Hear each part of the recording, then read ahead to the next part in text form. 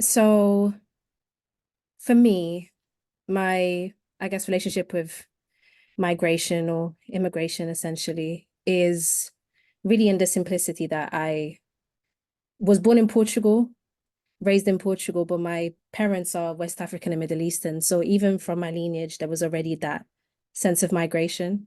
So the way I kind of explain it is I'm a migrant kid of migrant parents, and that's how I kind of see that. And so my two pieces, and please correct me if I'm doing this in the wrong order as well.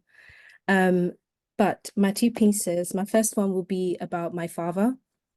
Um, my father is a man who works in the military to some degree. He grew up within the military sector. And the moment I was born, that's when things kind of ended.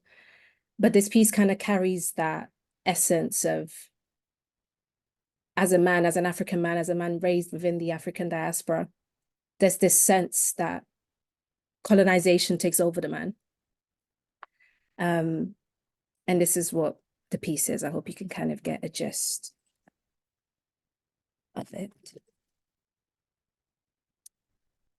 My father isn't an exterminator. At least that's what my eyes say to me. But when you work with Babylonians, a lot of secrets turn into the toxins you breathe, and just like exterminators. Death always seems to be a convenient toxin to fill up the stream, you see, before the mists of patriotism fell upon my family. West Africa and the Middle East armored my birth, and my father personified the lever we'd pull to lava all my family's pressures until the day I noticed his eyes blinking heavier. Post-workout rituals no longer served to strengthen. Instead, the beds of his eyes comforted in red in what looked like anger or fatigue. And I thought maybe this was the poison wanting to expose itself to me. A painless vision began to invade his prism, and I guess you could say it was all that mattered to his day, and eventually what matters became what that mattered to my day. I was baptized, the female version of my father's name, the reminder of my twinhood, his name defining him generous and honorable. And so in honor of his name, I began my generosity by sucking his poison until it began to spin in me. I bit so hard into his veins, he had to tattoo my face just to cover up the pain, but it wasn't enough to break him free, though.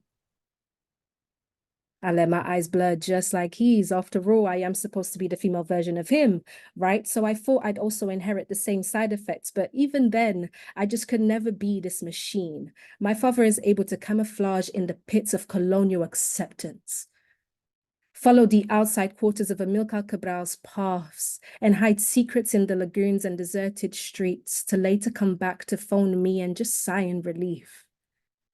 To be in a bed where mice know to never be, because you see, safety is found under his sheets.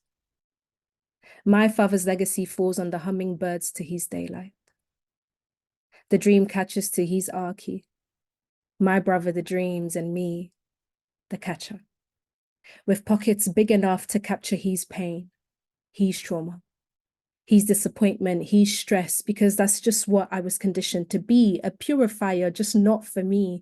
No wonder this poison still runs through me, and then they wonder why I don't give blood. So many toxins. It's hard for my liver to function how it should be, and I became so engrossed in what stained my father's pain that I didn't realize how soiled I became. But yet, blood streams. Nonetheless, I don't regret a thing. I pray he never doubts that when I leave the nest, my main priority stands to detoxify my blood in faraway banks just so I can come back in enough time to drain any leakage that he may have left before white matters can ever take care of the rest. Thank you. So that's my first piece. So yes, I don't know if you guys got the essence of that militant or essentially the effects of colonialism within a man and how that then impacts the next generation, essentially. And I've seen the effects of that through my father endlessly. And it can be very painful to witness that, especially as a first child or the first daughter, essentially, of a man of such culture. And so this next piece is called Ode to Red Cedar. So like I said, I'm West African and Middle Eastern. And Red Cedar has just been a wood that's been around my family for a really long time. And not to waste much more time, I'm just going to go straight into it. Ode to Red Cedar. From their corners to their textures and their color, I wonder if they think of me in the same spectrum. A member to their family instead of a stranger, imposter, or like a mere object to mine. Do they think of me in the same color? As in Red Cedar. Guinea-Bissau's soiled terre, Cape Verde's internal yellow-brown lumiere, and Lebanon's citrus Libani. The blend of every family member I've had the pleasure to be with in their presence. A reminder that the sun isn't always so cold nor so warm, and that Red Cedar may be the reason why I feel so at home away from home. Red Cedar. The color of the soils in my maternal terres, I wonder if this familiarity is why I feel like I'm stepping into the warmth of something I haven't felt physically, but rather objectively.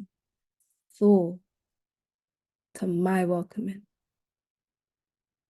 Red Cedar. My maternal cellar.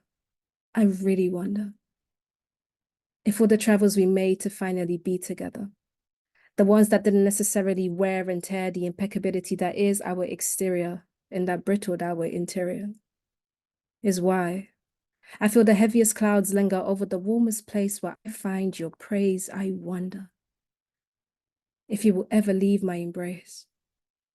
Leave me to figure out the rest of my days and force me to grow into the adult you've aided to raise, but I collapse, dehydrated to say. Please don't fall for the chance of travelers and bargains of easier lives, for they will only burn my gaze and scold my sight and soon be the reason why I sit here today to write this ode to your presence in my life. That's been me. Thank you so much.